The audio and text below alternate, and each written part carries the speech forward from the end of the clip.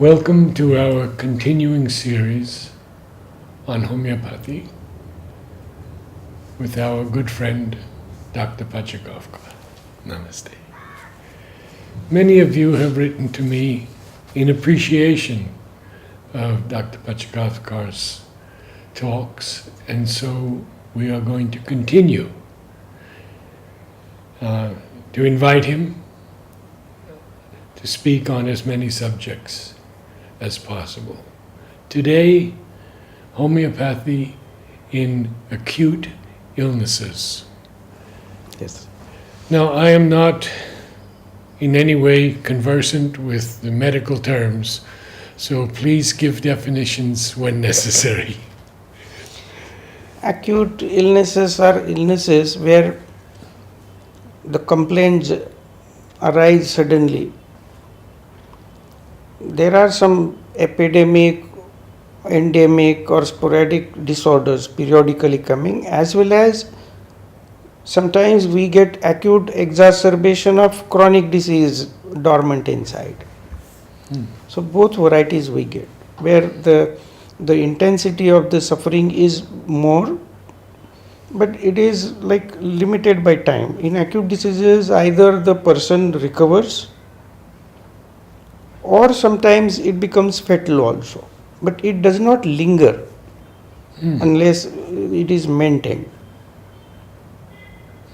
So this is how we look at acute illnesses. So would an onset of flu? It will be an acute illness. Okay. So the flu, like it is almost like epidemic. There is some dynamic influence in the whole environment, and in the form of virus, it goes on contaminating so many people. Someone who has good resistance doesn't develop influenza, but the person who is susceptible or doesn't have resistance against that strain develops that illness. But I understand that strain is continually changing. Yes. Modulating, if Yes, you will. yes. So newer and newer strains get mutated and developed. But they are a bit similar. Therefore, they are called influenza. So their basic traits will be same, though the antibodies developed against earlier strain may not be enough. So that for newer strain, new type of antibodies will have to be developed. Sometimes even the antibodies developed against the similar disorder earlier becomes a nuisance value. For example, I'll tell you in dengue fever. Suppose one strain of dengue person has contracted and developed antibodies against it. In subsequent years, if the person develops dengue infection with other strain, newer strain, the body is more relaxed under the presumption that it has antibodies, and therefore the person is not able to cope up. So gravity of the disease is more if a new strain is developed and body has antibodies against the earlier strain. And then the suffering is severe. But in general, these viral illnesses or acute illnesses, body has capability to develop antibodies and overcome the disorder. In many cases, the disease passes through subclinical phase. We have seen, especially in polio epidemic, the children, they get polio virus, they get infection, but everyone doesn't develop a post-polio paralysis. It goes in a subclinical form where sort of a loose motion, casual loose motion for 1 or 2 days, little bit of moderate degree of fever for a day, and then the child recovers by developing resistance, and then for the whole life the antibodies are there, and as if like it's a active immunization, what we call prophylactic. So for whole life the person has developed resistance for that infection. Same thing happens with influenza also. In the US, when you go to a doctor's office, there's a big sign, "Have you had your vaccination yet?" And Sri Aurobindo is not in favor of vaccines. Yes, actually what happens, that is what these acute illnesses, be it polio, be it influenza, be it chicken pox, be it measles, these illnesses, when the person comes down with this illness and develops antibodies against it and overcomes it, that gives wonderful, potential to develop the immunity against similar disorders. So it builds your immunity in general.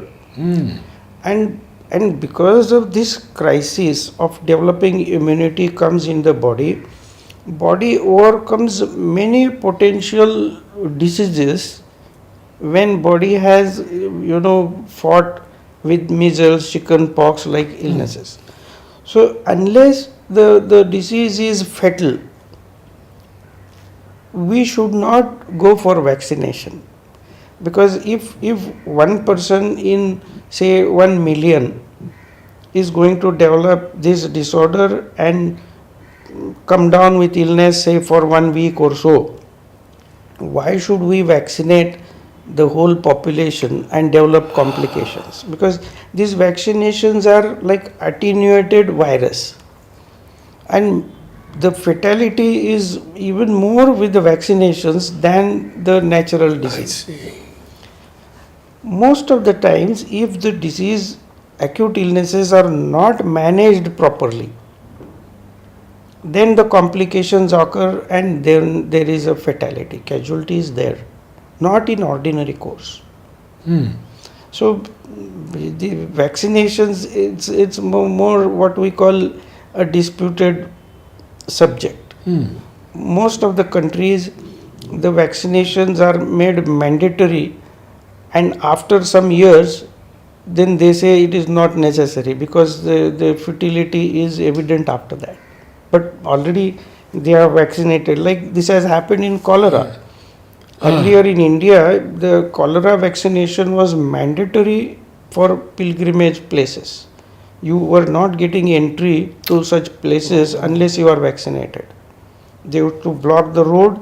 Either you should have a certificate that you have been vaccinated, or there you have to vaccinate. It was before 25 years. And then they realized that it gives only 30% immunity.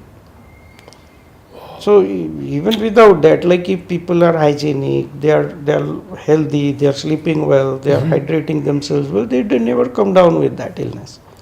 So vaccination was more logistically as well as health wise, it was more hazardous than the disease itself. Yeah. And much more costly to produce, to give it.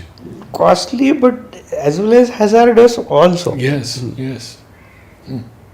So what other acute diseases are we talking mainly about? As a homeopath, we look at these instances as a wonderful opportunity for the person to express the disease phenomena properly, because in acute illnesses what happens, the suffering is very much fresh.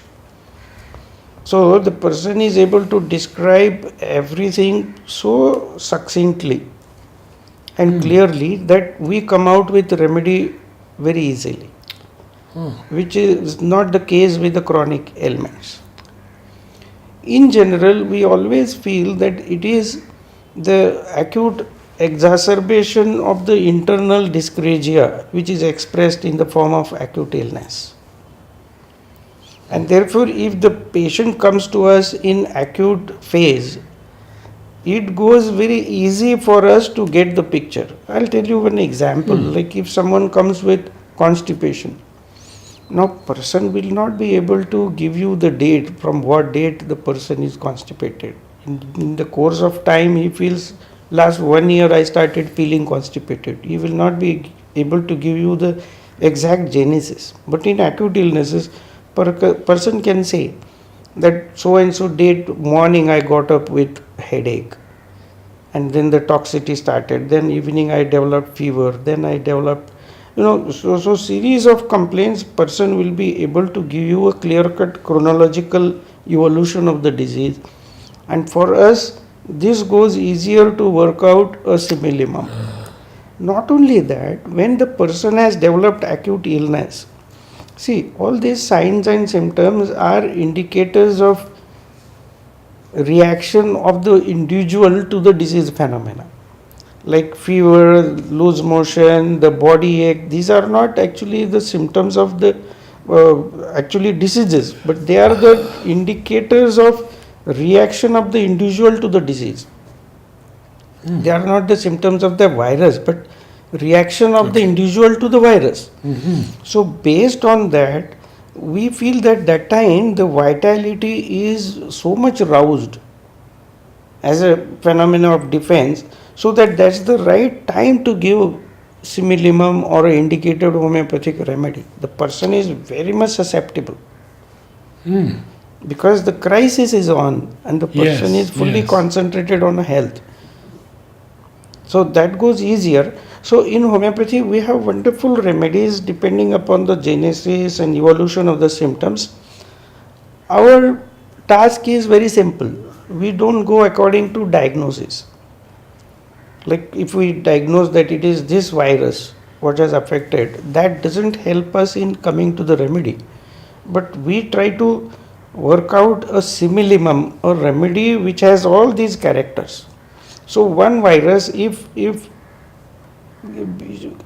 infects some 10 people, so 10 people may describe some different type of evolution of symptoms. So based on that we will give a remedy to the person so that it is more individual, again individual who has come down with this illness and not that virus. So we treat the individual who has come down with the acute illness. On the basis of the individual, not the group. Correct. Yes. But there is one condition called as what we call genus epidemicus, where if it is like virus which is affecting people on mass scale, epidemic disorder, there what we do is we study 3 to 4 cases initially in details and work out a remedy, and that remedy works as a genus epidemicus for that epidemic in the population. So we gave this genus epidemicus remedy as a prophylactic also, as well as curative. And there we don't need to individualize because the virus is same, the dynamics is same, the toxin is same. So similar, it may not be same, but it will be similar. In a certain amount of people. Correct. So what we do is in that case, we don't need to take the complete case. Means if the initial few cases are studied, this has happened in swine flu, where some 4 or 5 years back we had swine flu. So we initially studied cases and then we saw that there is a uniform evolution of symptoms. And then we worked out like Epitorium perfoliatum as a remedy. Then the next phase like used to be sepia and third phase used to be natromore. So we gave these remedies in quick succession as a curative, and same way we gave these remedies as prophylactic and did wonderful work. Yes. In the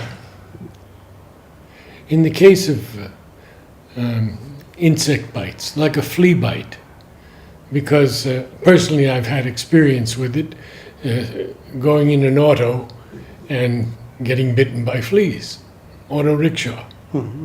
And it lasts some 5-6 days. It's quite painful, itching. How do you treat that? So see these insect bites, any poisonous, non-poisonous, because even if it is non-poisonous, it will have some local reaction. So minimal. So what we do is we have various remedies for various bites. I'll tell you one example. Like suppose a mosquito bite, commonest in India is mosquito bite. Now Anyway, mosquitoes need some blood to suck, so they would be biting freely everyone. But somehow there is a special attraction for certain individuals for mosquitoes to bite. And I hear that all the time. hypothetically, people have started theorizing now, if the person has malaria, he is a carrier for say malaria or filariasis, that person emits a special fragrance or a smell to the mosquitoes, and more mosquitoes are attracted, so that the progeny of the malarial virus or the filarial virus gets propagated. So they attract mosquitoes to bite and work as a carrier or a vector. So this is also known. So we have some remedies which have this character, that in Staphylococcus aureus, it's a remedy prepared from plant, Staphylococcus aureus. That remedy has one characteristic, that the individual attracts more mosquitoes for stinging. But this is observed. We had a wonderful case here worth quoting. In our ashram school, they had a picnic in our farm, and one boy caught one small Russell viper. Oh. And this viper he was catching, and somehow he felt that he is holding it too tightly, strangulating. So he let it little loose, and it bit his thumb. And immediately the first aid was given there. The local management, tourniquet, it was tied, and he was rushed to Jipmer. And they gave anti-venom within like 20-25 minutes. So anti-venom was working, but they found that this thumb was almost like, black and totally. They said this will be gangrene, so we have to amputate it off. And our friend Atma was there, and he suggested, can we have homeopathy for this to recover circulation? They said the poison is antidoted, but already where the blood circulation has almost stopped now, it is gangrenous. So they said you can try for half an hour to 1 hour, beyond that we can't wait. And immediately our homeopathic remedies, that Sickle Core, then Vipera 30 and one Cedron 30. These are remedies where we give for poisonous stings. And that was started. So one remedy, Sickle Core, enhances circulation where it is warranted.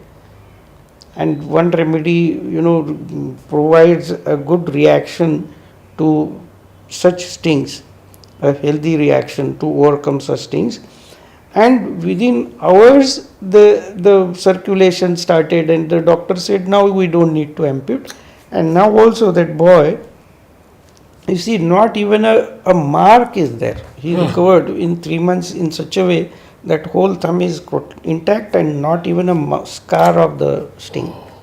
So very rarely you will find the viper person showing that here it was there. And homeopathic remedies did work. So even with the acute poisonous stings and all, many people, even in Aurobindo, people are keeping remedies in kit. And they manage immediately with stings, scorpion, even non-poisonous snakes. They don't go to hospital. I see. If it is poisonous, they give homeopathy and then add antivenom if they feel poisonous. They are all trained. Yes. I've also heard about this black stone. Is that? Yes, that also I have, but I don't know how it works. I haven't seen its effect. They keep. Yes, they keep it. the Yes, black stone. Yes. So, in acute diseases, what about age factoring into that? Yes. Acute diseases actually, in children, they come down with acute illness very easily, but at the same time they recover also easily. Their susceptibility is good to both, to the disease also and to the remedy also. Yes. So it goes easier. But as age advances, one develops lot of resistance also. So it doesn't come down easily with the illnesses. But at the same time, as age advances, they are even late in responding also, if they come down. So this happens. So dosage repetition will definitely vary depending upon the age. But one principle is always there, that if acute disease, what has come in the individual, is the acute exacerbation of something in the background, a chronic disorder in the background, but because of some environmental trauma, the disease has come up, then that we consider it as the best phase to intervene, even in chronic diseases. So that is the best phase. So susceptibility is high in that phase, in that individual, and we give remedies accordingly. Interesting. So acute diseases, of course, we shouldn't welcome any disease, but at the same time, if the person has developed an acute exacerbation of something in the chronic background, we should be definitely, we call it as an entry point. So that really makes the case so clear and so distinct, and person being more susceptible at that time, the symptoms being more clear, we can treat the person very effectively. Do you ever give injections in homeopathy? See, basically, homeopathic remedies work through nerves, not through blood. We don't wait till blood circulates in the whole body if we inject. So our reaction is always through nerves. So tongue is supposed to be the richest, venue where the nerves are very much alert. So that is the best source.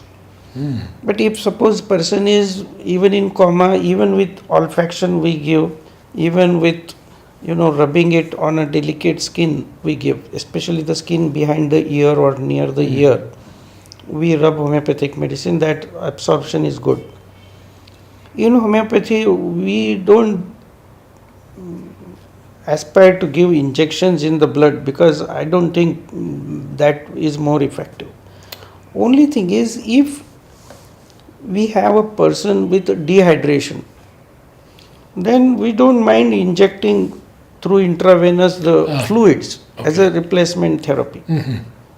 So IV fluids or the supplements we can give through injectables, but not homeopathic remedies. Not homeopathic. Of course, nowadays people are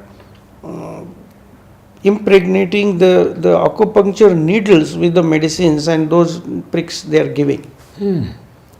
So they say it works better, like the pressure points, where the sensitive points which are diagnosed, the needle pierces that area, and that needle is medicated with homeopathic medicines. People are trying that.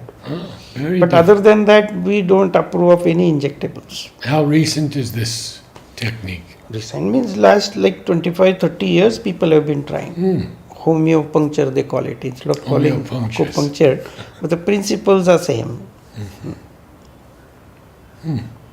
Otherwise, we don't have medicines. Of course, people have tried.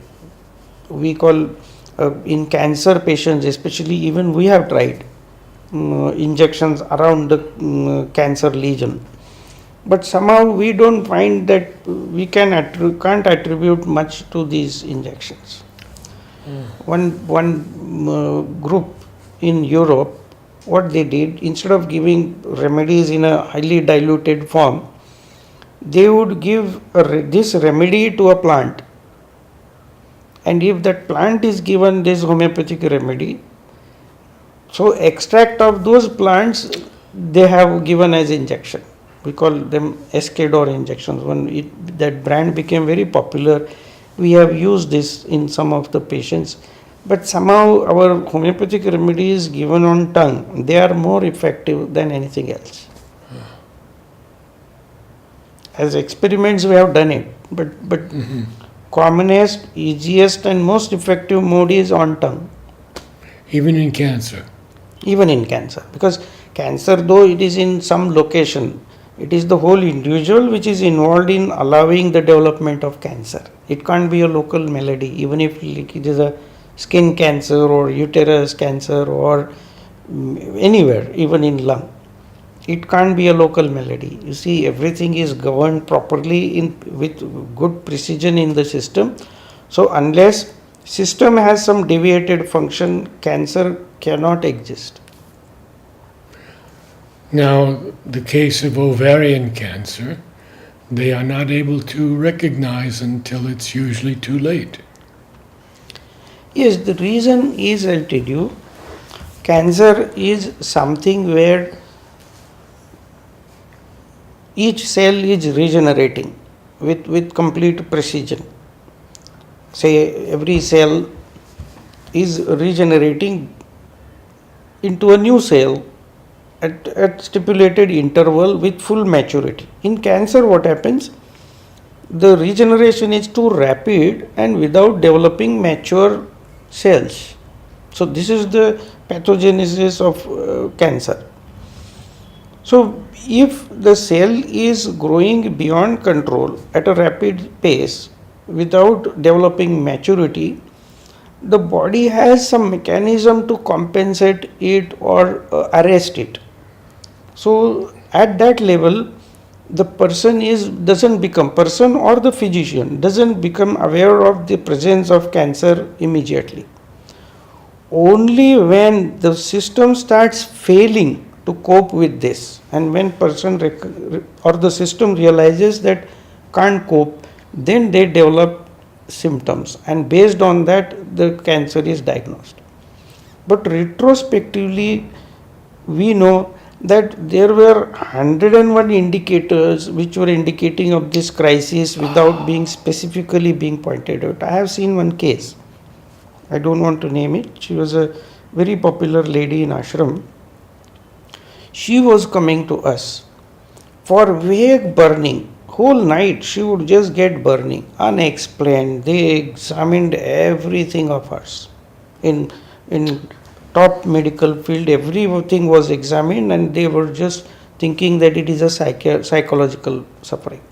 She was getting acute burning, and that too for years.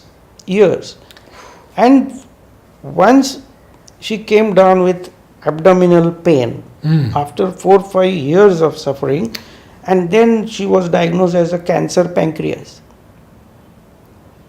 And then it was naturally advanced. But we realized that body was reacting To that. but no one could realize it is reaction to the development of cancer. One more case we know here. This lady, she had vague fever and couldn't be diagnosed. And coincidentally, her blood test showed typhoid positive, Vidal positive. So they started treating for typhoid. But when they realized after 3 weeks that it is not heeding to the antibiotics or treatment, then they thought that it is a urinary tract infection, which coincidentally she had some cells and some bacteria in urine. So they started giving intravenous antibiotics for her for urinary tract infection.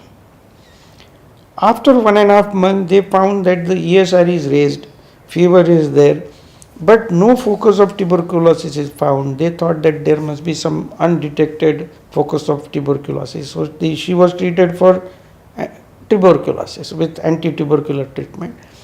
And after 3 months of the continuous fever and failure of all these therapies, someone detected one mass in the abdomen near the intestines. And then it was opened, but the surgeon was very clever. He said it is totally advanced, it looks malignant, but because vessels are involved and no vascular surgeon around, I won't operate it. So he closed it. Then she was taken to Chennai on a higher center, and there that she was operated and that mass was removed and her fever subsided.